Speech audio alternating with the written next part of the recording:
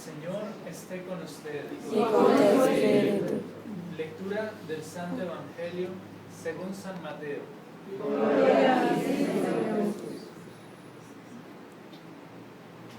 En aquel tiempo, llamando Jesús a sus 12 discípulos, les dio poder para expulsar a los espíritus impuros y curar toda clase de enfermedades y dolencias. Estos son los nombres de los 12 apóstoles. El primero de todos, Simón, llamado Pedro, y su hermano Andrés.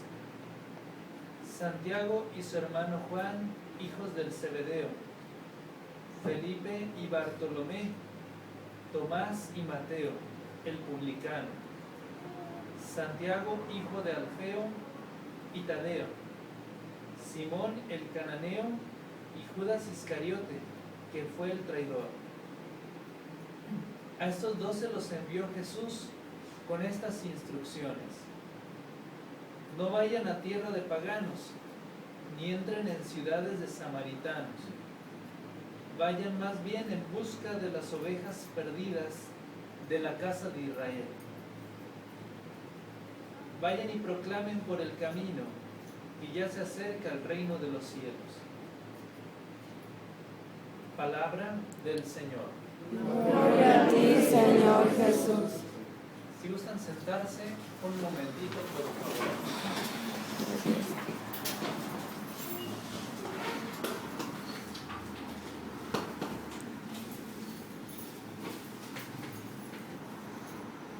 Hermanos, Dios de los males saca bienes.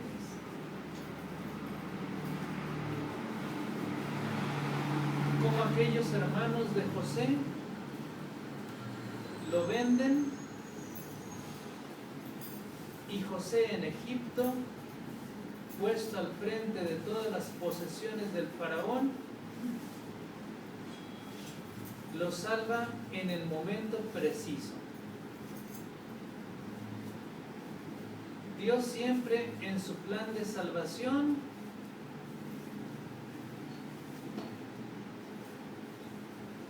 saca de la oscuridad una luz intensa, profunda, radiante. Solamente quiero centrarme en esta frase del faraón a su pueblo: vayan a José y hagan lo que él les diga. José es figura de Cristo,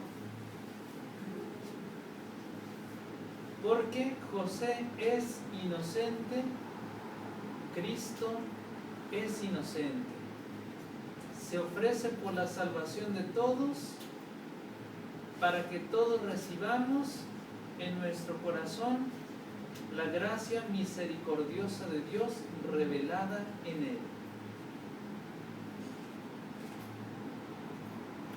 En quien también escuchamos esa misma frase: hagan lo que Él les diga. En la Virgen María, ¿respecto de quién? De Jesús. En las bodas de Caná, en el capítulo 2, versículo 5 del Evangelio de San Juan. La Virgen María nos envía con Cristo, porque haciendo lo que Cristo nos manda, nuestro corazón encuentra el descanso, el reposo y la alegría.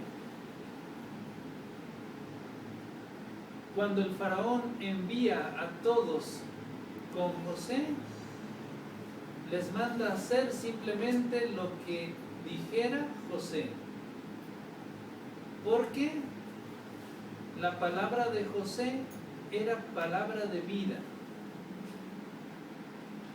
pero en Cristo se despliega la verdadera vida, vida abundante, vida eterna. Por eso podríamos decir que la plenitud se da con Cristo. Todo el Antiguo Testamento es una preparación para el Nuevo Testamento, para profundizar en la experiencia de Cristo. Ahora nosotros que ya estamos en estos nuevos tiempos, estamos invitados a hacer cada día experiencia de la belleza de Dios en Cristo. ¿Qué es lo que nos manda Cristo en su Evangelio? Hacer en todo y sobre todo la voluntad de su Padre Celestial. De esa manera nosotros glorificaremos a Dios. Pero ¿dónde podemos nosotros encontrar la voluntad de Dios? Primero, en su palabra.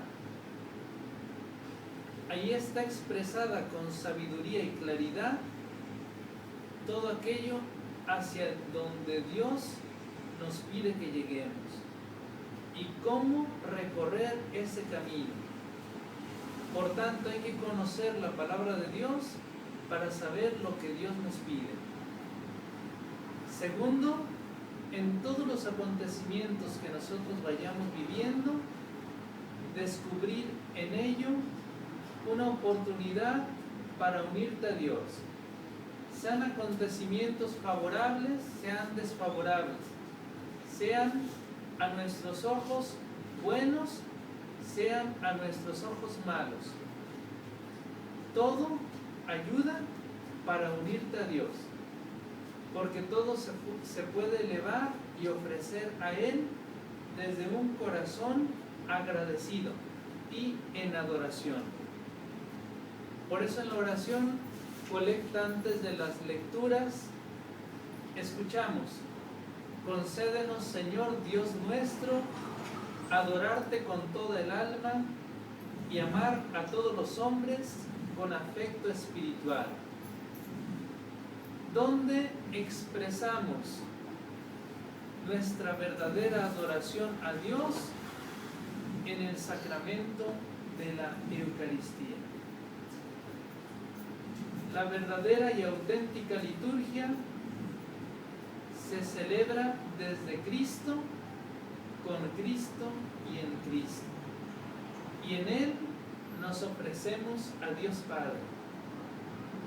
Por eso podríamos decir que la Eucaristía, que es la fuente y la cumbre de toda la liturgia, es decir, de todo el culto que nosotros podemos dar a Dios, ella nos hace experimentar el fuego del amor de Dios.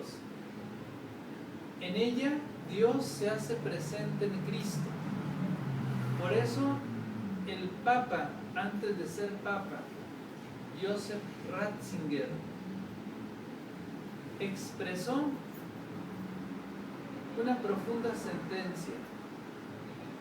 La encarnación significa, ante todo, que Dios, el invisible, entra en el espacio de lo visible en la persona de Cristo. Por eso aquel que estaba lejano, que se veía lejano,